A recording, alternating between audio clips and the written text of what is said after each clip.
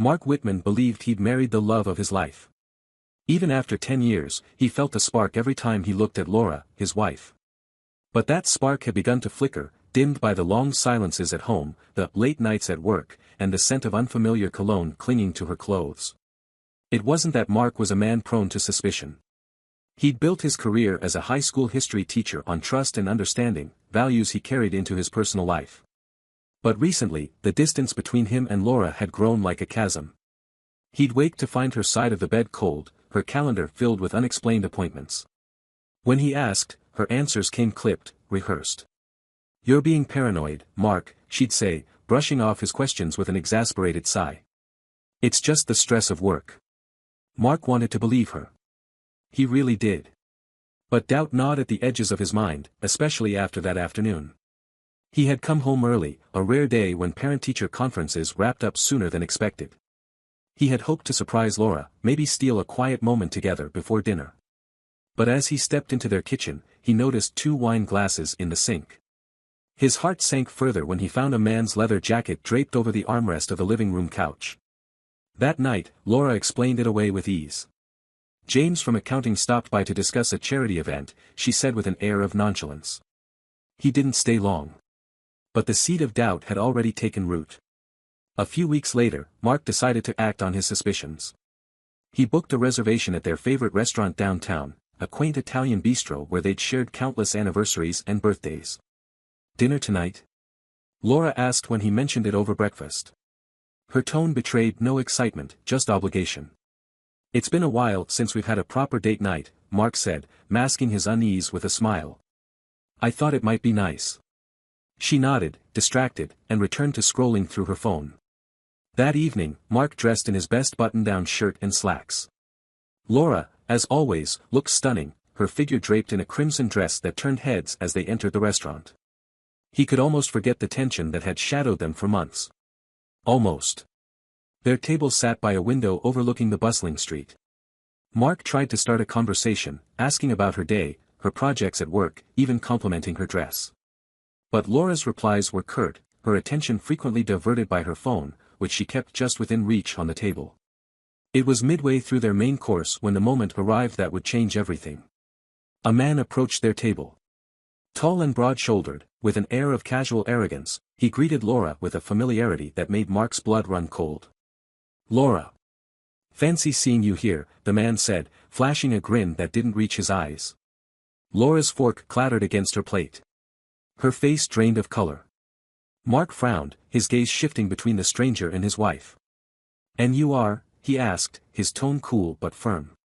"Oh, sorry, are you her brother?" the man asked, glancing at Mark with faux innocence. The room seemed to freeze. Mark felt the weight of his doubt crystallize into something undeniable. Laura stammered, her words tumbling over each other in a rush of excuses. But Mark had heard enough.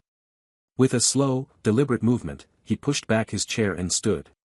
The table trembled as he flipped it over, sending dishes and glasses crashing to the floor. "Have fun with him, witch," he spat, his voice cutting through the stunned silence of the restaurant. Laura's protests were drowned out by the murmurs of the onlookers. Mark walked out without a backward glance, his heart pounding, his hands trembling. The drive home felt surreal, the city lights blurring through the windshield as his mind replayed the scene over and over. By the time he reached their house, anger had given way to clarity. He stormed into the bedroom, grabbing Laura's clothes, shoes, and jewelry, and tossing them into suitcases. He dragged them to the front door and hurled them onto the lawn, one after the other, until every trace of her was gone. When he finally collapsed onto the couch, exhaustion overtaking him, Mark felt a strange sense of relief. The storm had broken, and he was still standing. But this was only the beginning. The next morning dawned gray and heavy, mirroring the weight in Mark's chest. The remnants of the previous night played in his mind like a broken record. The shock on Laura's face, the stranger's smug grin, the crash of china hitting the restaurant floor, it all lingered, cutting through the dull hum of exhaustion. As Mark sipped his black coffee in the quiet of his now empty home, the reality of what he'd done began to settle in. He had no plan for what came next, no road map for rebuilding his life. All he knew was that the betrayal he'd uncovered was just the surface of a deeper wound. He needed answers. The first call he made was to Hannah, Laura's best friend and the closest thing he had to an ally. Hannah, It's Mark, he began, keeping his voice steady. Mark? Hannah sounded surprised. Is everything okay? No, it's not. He didn't bother with pleasantries. I need to know what's been going on with Laura. Hannah hesitated. Mark, I'm not sure I. Please, Hannah, he interrupted. I don't want to drag you into this, but I need the truth. Last night, things happened, and I don't even know where to begin. There was a long pause. Finally, Hannah spoke, her tone cautious. Laura's been distant lately, I know that much. She's been avoiding girls' nights and barely replying to messages. But, Mark, if she's done something. She has, he said bluntly. There's another man. I caught them, well, I didn't catch them in the act, but he came up to us at dinner. Asked if I was her brother. Oh, Mark, Hannah said softly. I'm so sorry. Do you know who he is? Mark pressed, his voice tight. No, Hannah said quickly. But I've seen her acting strange for months now. I thought maybe it was just stress or something between you two that she didn't want to talk about. Thanks, Hannah, Mark said, feeling a mix of frustration and gratitude. If you hear anything, about who this guy is or what's been going on, let me know. After hanging up, Mark sat in silence, staring at his phone. If Hannah didn't know, then who did? He thought about Laura's co-workers, the ones she casually mentioned over dinner conversations in years past. Names floated to the surface of his memory, James from accounting, Sarah from HR. And then one that stuck. Luke. Laura had brought up Luke more than once recently. Luke said the funniest thing at work today, she'd said just last week. Or, Luke has the best restaurant recommendations. It was always in passing, always casual. But now the name gnawed at him like a splinter. Mark set down his coffee and began to dig. He logged into Laura's laptop, which she'd left in the living room. It was risky, but at this point, Mark didn't care. He navigated to her email, but the inbox was devoid of anything incriminating. His frustration mounted until he noticed the small icon at the top of the screen, a folder labeled Archives. His hands shook as he opened it. At first, the emails seemed benign, messages about work, reminders for meetings, updates on projects. But then he saw it, a thread titled Dinner Plans, from a sender named Luke T. Mark clicked.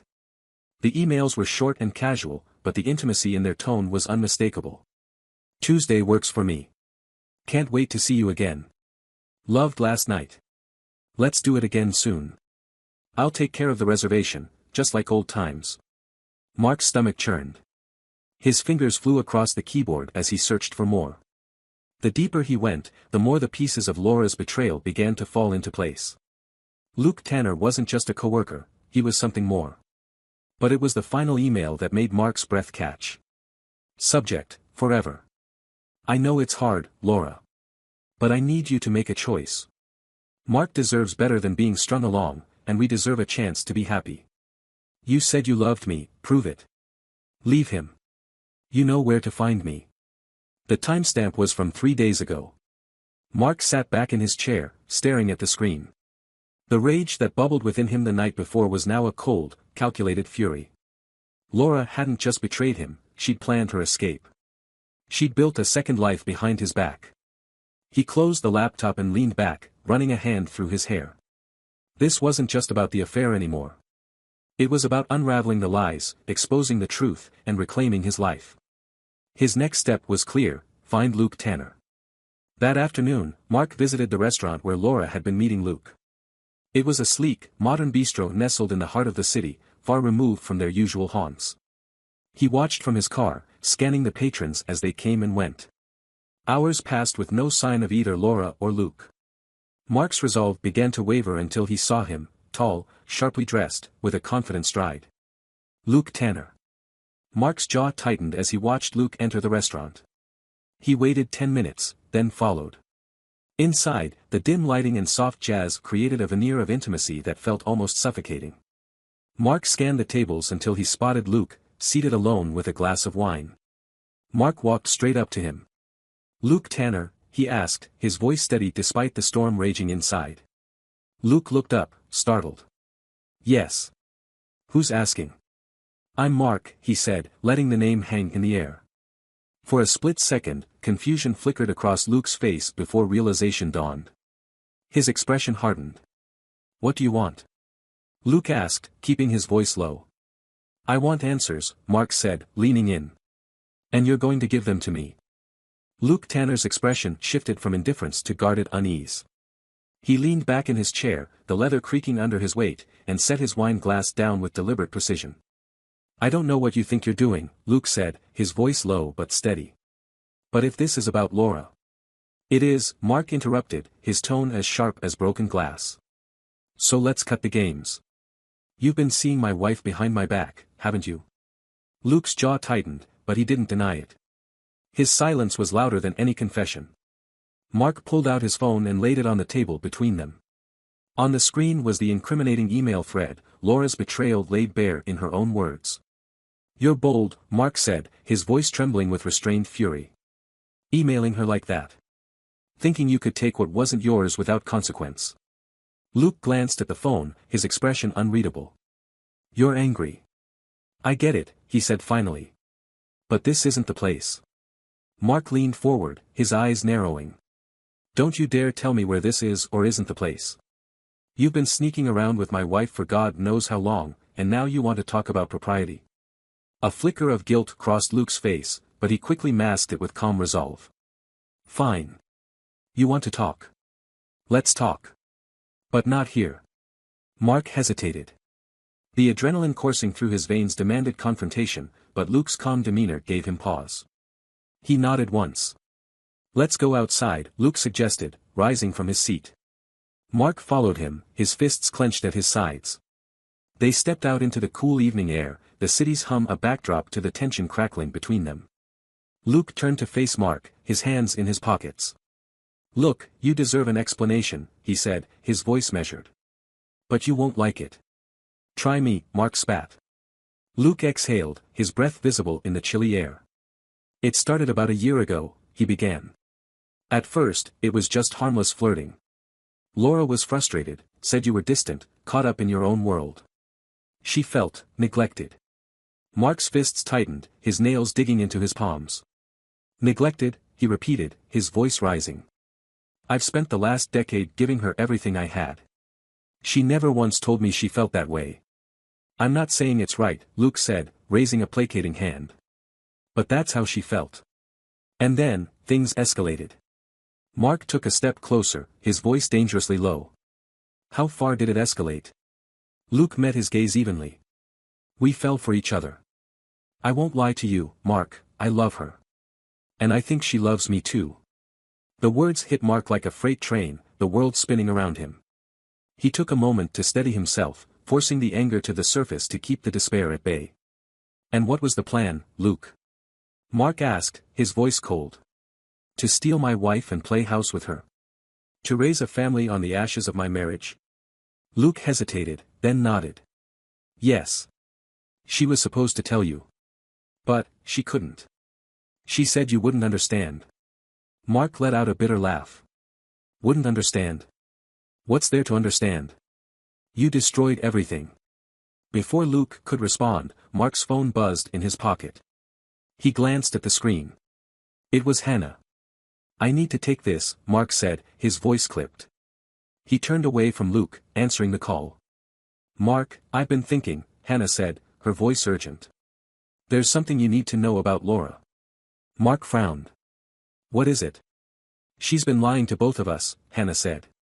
"I just got off the phone with one of our mutual friends, someone who knows Luke." "Mark, Laura's not just having an affair. She's been using Luke too." "What are you talking about?" Mark asked, his mind racing. "She doesn't love him," Hannah said. "She's been stringing him along, promising him the same things she promised you.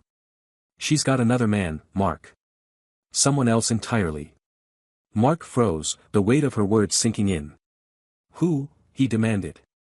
"I don't know his name," Hannah admitted. "But Laura's been meeting him at that cabin up north, remember the one she said she rented for a solo retreat last fall? It's all a web of lies, Mark. You need to find out the truth before it's too late." Mark hung up without another word, his heart pounding. He turned back to Luke, who was watching him warily. "This isn't over," Mark said, his voice firm. Not by a long shot. He stalked away, his mind a whirlwind of questions and suspicions. If what Hannah said was true, then Luke wasn't the only threat to his marriage, and Laura's betrayal ran deeper than he'd ever imagined. Mark drove aimlessly through the city, his mind a whirlwind of anger, confusion, and disbelief. Hannah's words echoed in his ears. A third man? Was that even possible? The betrayal he thought he'd uncovered now seemed like just the tip of the iceberg. Laura wasn't just unfaithful, she was a master manipulator, weaving a web of deceit that seemed to entangle everyone around her. Mark clenched the steering wheel, his knuckles white. He needed to confront her, but not yet. Not without proof. He decided to start with the cabin. If Laura had been using it as a meeting place, it might hold the answers he sought. The drive to the remote cabin was long and solitary, the road winding through dense woods that seemed to close in around him. By the time he arrived, the sun had set, and the only light came from his car's headlights. The cabin stood silent and dark, its windows like empty eyes staring back at him. Mark stepped out of the car, his breath visible in the cold night air. The crunch of gravel beneath his shoes was the only sound as he approached the front door. It was locked, but a quick search revealed a spare key hidden under a potted plant. He stepped inside, his flashlight cutting through the darkness. The cabin was sparsely furnished, with a few rustic chairs, a small table, and a wood-burning stove. At first glance, it appeared unremarkable. But as Mark moved deeper inside, he began to notice things: a half-empty bottle of wine on the counter, a pair of men's sunglasses on the windowsill. Then he found the photo. It was tucked into the corner of a mirror in the bedroom. In it, Laura stood with a man Mark didn't recognize. They were smiling, arms wrapped around each other, looking every bit the happy couple. Mark's heart clenched as he stared at the image. This wasn't Luke. This was someone else entirely. He flipped the photo over, hoping for a clue, and found a handwritten note. To my dearest Laura, forever yours, Eric. Eric. The name felt foreign and wrong on Mark's tongue. Another piece of the puzzle, but it raised more questions than it answered. Mark searched the cabin for more, sifting through drawers and cabinets, but there was nothing else. Frustrated, he sat on the edge of the bed, staring at the photo. Who was Eric? And how did he fit into Laura's labyrinth of lies? The next morning, Mark sat at his kitchen table, the photo of Laura and Eric resting in front of him. The hours of searching the cabin had left him drained but determined. He knew he couldn't face Laura until he had the full picture. His first step was to reach out to Luke. If Laura was using him as Hannah claimed, he deserved to know. Mark dialed Luke's number, and after a few rings, the man picked up. What do you want now? Luke's voice was wary. We need to meet, Mark said firmly. There's something you need to see. An hour later, they sat across from each other in a quiet cafe. Mark slid the photo across the table, watching as Luke's expression shifted from confusion to anger. Who is this? Luke demanded, his voice rising. That's what I was hoping you could tell me, Mark said. Luke shook his head, his jaw tight. I've never seen him before. Mark leaned back, studying him. Hannah said Laura's been lying to both of us. That you're just as much a pawn in her game as I am. Luke's face darkened. If that's true, then I want answers as much as you do. Then we work together, Mark said. Luke hesitated, then nodded. Fine. Where do we start? Mark tapped the photo. Eric. We find out who he is and what he means to Laura. Their first lead came from Laura's social media. Her accounts were mostly private, but a deep dive revealed a connection to Eric, a man whose profile boasted photos of luxury vacations, sleek sports cars, and high-end restaurants.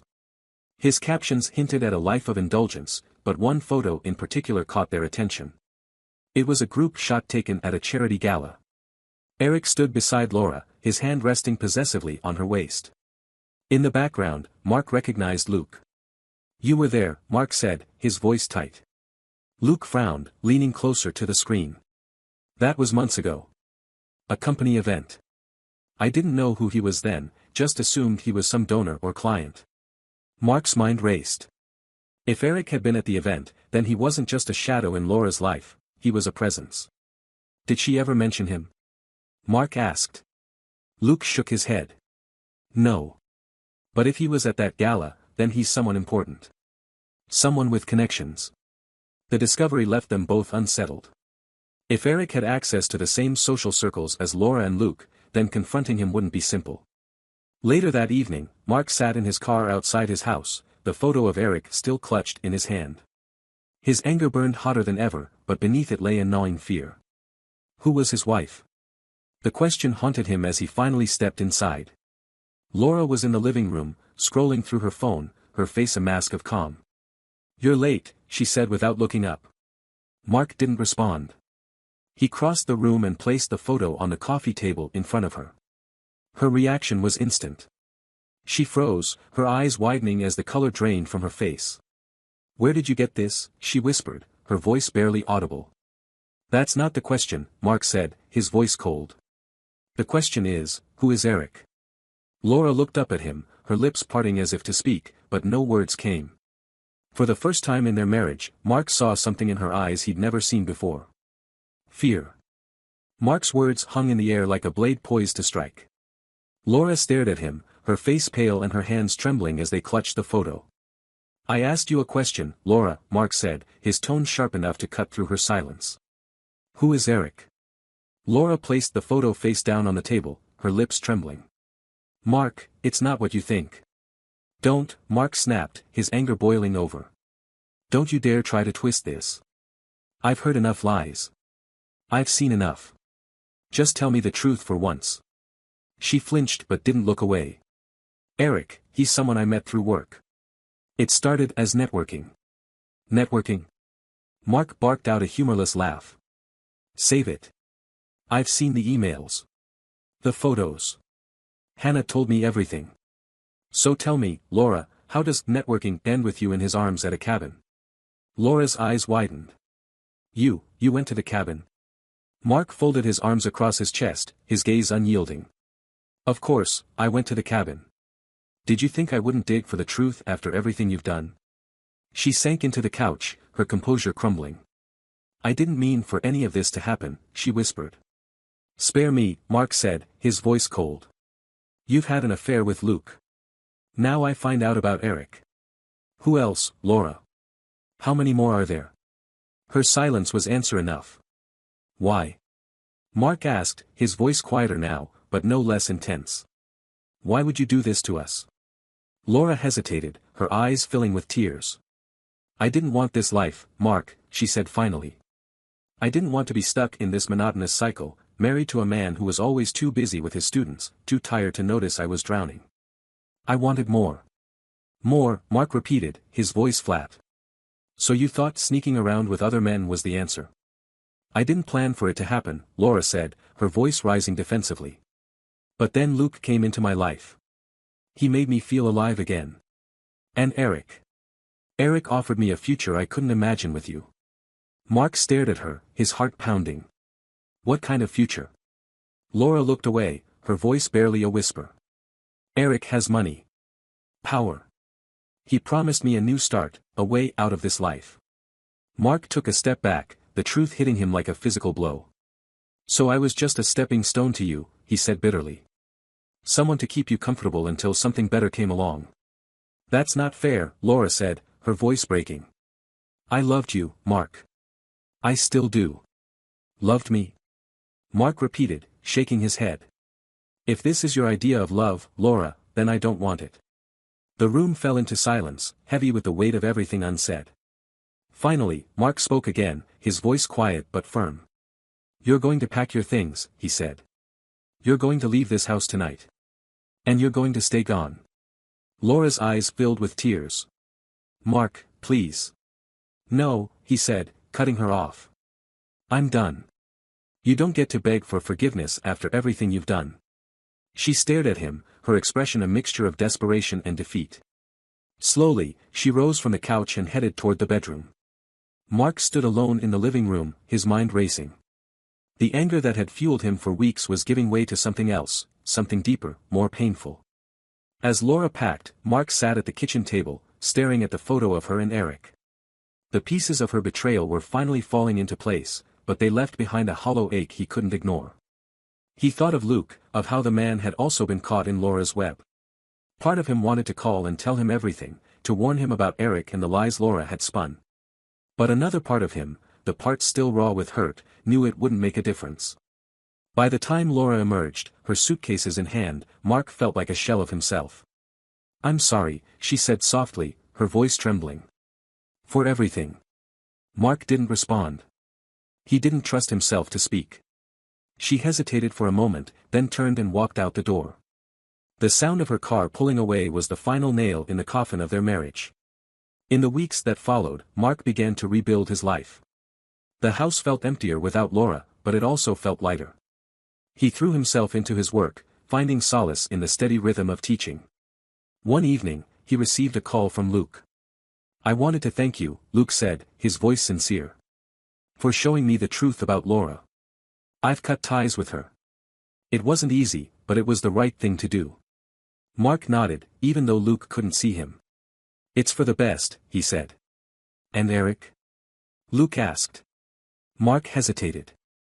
"She's his problem now." They spoke for a few more minutes before hanging up. As Mark set the phone down, he felt a strange sense of closure. Laura's betrayal had shattered him, but it had also given him clarity. He was free now, free to rebuild, to move forward, to find a future that wasn't tied to lies. For the first time in weeks, he felt a flicker of hope.